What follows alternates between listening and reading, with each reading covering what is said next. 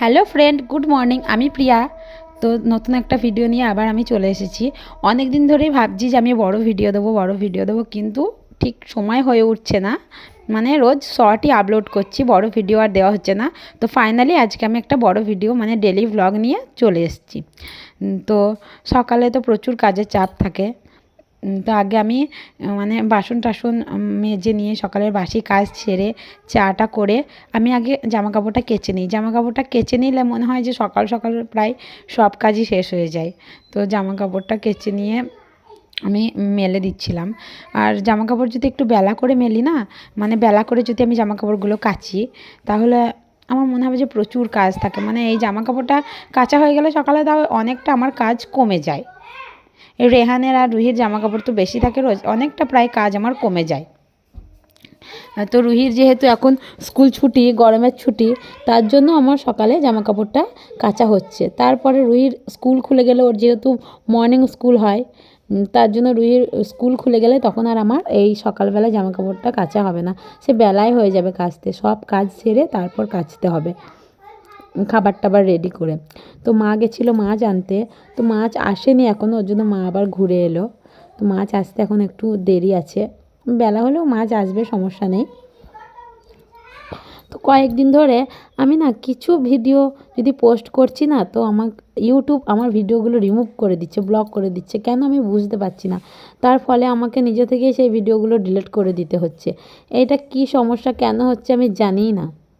আমি জানি না এই সমস্যাটা কিভাবে মিটবে। তোমরা যদি জেনে থাকো অবশ্যই আমাকে বলবে। হ্যাঁ, তো চলো আমি কাজ করে নিই। আর সকালে ওয়েদারটা আজকে দেখেছো, একদম কিন্তু রোদ নেই। হালকা মানে মেঘ মতন করে আছে সকালের ওয়েদারটা।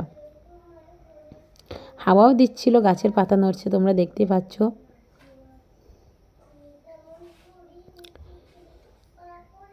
তো সকালের কাজ আজকে ভাবছিলাম যে আমি রুমটা ক্লিন করব, মানে ডিপ ক্লিন করব। রোজই ক্লিন করি কিন্তু ডিপ ক্লিন করা হয়নি, প্রায় 1-2 সপ্তাহ হয়ে গেছে। এই রুহি রেহানকে নিয়ে না কাজ একদম হয় না, যেহেতু দুজনেই ছোট, দুজনকে দেখাশোনা করতে হয়। তারপর বাড়ির রান্না বান্না আরও আদার্স প্রচুর কাজ থাকে।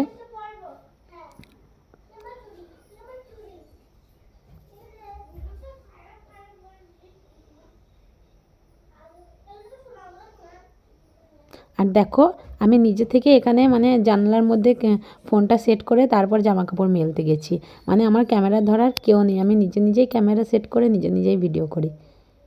তারপর তো ভিডিও এডিটিং আছে। তো আমার জামা কাপড় মেলা প্রায় শেষ।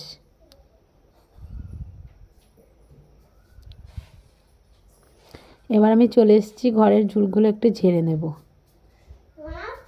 আর রেহানকে নিয়ে মা ঘুরতে গেছে রাস্তা দিয়ে। তাই মা যেহেতু রেহানকে নিয়ে রাস্তা দিয়ে একটু ঘুরতে গেল, আমি সেই সুযোগে সব কাজগুলো তাড়াতাড়ি ঝটপট করে সেরে নিচ্ছি। রুহি আর রেহান থাকলে বাড়িতে কাজ হয় না, যেহেতু ওদের গায়ে নোংরা পড়বে। আমি ঝুলগুলো ঝাড়ছিলাম, বললামই আগেই যে আজকে একটু রুমটা ডিপ ক্লিন করব। সবই করছি, আমি ভেবেছিলাম শুধু আমার রুমটা করব, কিন্তু না।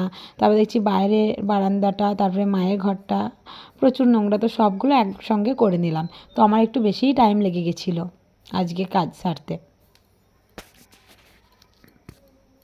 আর ঘর বাড়ি পরিষ্কার না থাকলে না মনে হয় যে কোনো কাজই শেষ হয় না। ঘর বাড়ি যদি পরিষ্কার থাকে তো মনে হয় অল্পতেই তাড়াতাড়ি কাজ হয়ে গেছে। জানি না কার কার এরকম মনে হয়, আমার কিন্তু এরকমই মনে হয়।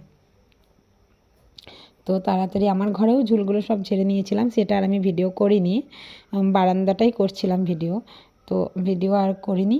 তারপর আমি আমার ঘরটা একটু মানে গুছিয়ে নিচ্ছিলাম সুন্দর করে। ঘর গোছাতে, ঘরের নতুন মানে জানালার আর পর্দা পাল্টাতে, তারপরে বিছানার চাদর পাল্টাতে, বালিশের ওয়ার পাল্টাতে আমার তো খুব ভালো লাগে। মাঝে মাঝে চেঞ্জ করলে ঘরটা একটু নতুন লাগে।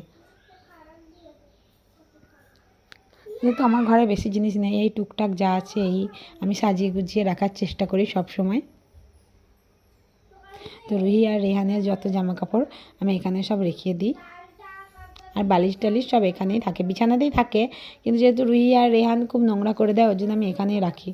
বাচ্চা তো শোনে না, সব সময় উঠে পড়ে, সারাদিন আমি একটা বিছানার চাদর পেরে রাখি, যখন সন্ধে হয়, যখন ওদের দুই ভাই বোনের ঘুমানোর টাইম হয়, তখন সেই চাদরটা তুলে আমি আবার অন্য বিছানার চাদর রাত্রে পেরে দিই। কারণ সারাদিন খেলা করে, ধুলো টুলো লাগে, যতই ঝাড়ি ওরা শুনবে না, বাচ্চা তো খেলা করে।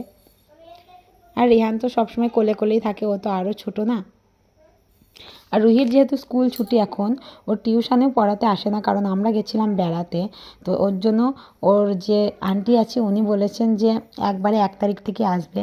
সেই কারণে এই কদিন ও বাড়িতেই, ওর কোনো পড়াশোনা হচ্ছে না। আমি সন্ধেবেলায় একটু করে পড়াতে বসি, তো তার মধ্যে ওর ঘুম পেয়ে যায়। স্কুল টিউশন সব একসঙ্গেই ছুটি। তো রুহি এখন বাড়িতে সম্পূর্ণ ফ্রি, ওর জন্যেই মানে একটু বেশি বদমাইশি করছে। রুহি আর রেহানের ওষুধ, প্রচুর প্রচুর ওষুধ ছিল। আমি যখনই ঘর ঝাড়বো সব ওষুধ আমাকে বাইরে ফেলে দিতে হয়, অত লাগে না।